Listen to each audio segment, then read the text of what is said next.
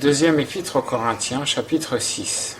Puisque donc que nous travaillons avec Dieu, nous vous conjurons que ce ne soit pas en vain que vous ayez reçu la grâce de Dieu. Car il dit, « Je t'ai exaucé au temps favorable, et je t'ai secouru au jour du salut. Voici maintenant le temps favorable.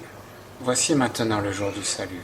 Nous ne donnons aucun scandale en quoi que ce soit, afin que notre ministère ne soit point blâmé, mais nous nous rendons recommandables en toutes choses, comme des ministres de Dieu, dans une grande patience, dans les afflictions, dans les tourments, dans les angoisses, dans les blessures, dans les prisons, dans les séditions, dans les travaux, dans les veilles, dans les jeûnes, dans la pureté, dans la connaissance, dans la longanimité, dans la douceur, dans le Saint-Esprit, dans une charité sincère, dans la parole de vérité, dans la puissance de Dieu, dans les armes de la justice, que l'on tient de la droite et de la gauche, à travers l'honneur et l'ignominie, à travers la mauvaise et la bonne réputation, étant regardés comme des séducteurs, quoique véridiques, comme des inconnus, quoique connus, comme mourants, et voici nous vivons, comme châtiés et non mis à mort, comme affligés, mais toujours joyeux, comme pauvres, mais enrichissant plusieurs,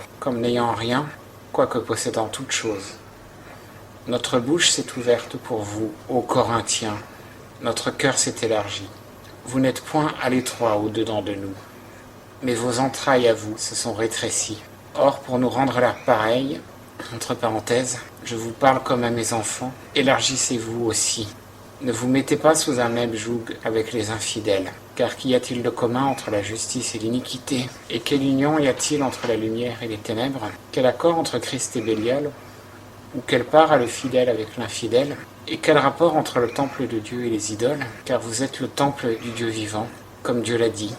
J'habiterai au milieu d'eux, et j'y marcherai. Je serai leur Dieu, et ils seront mon peuple. C'est pourquoi sortez du milieu d'eux, et vous séparez, dit le Seigneur.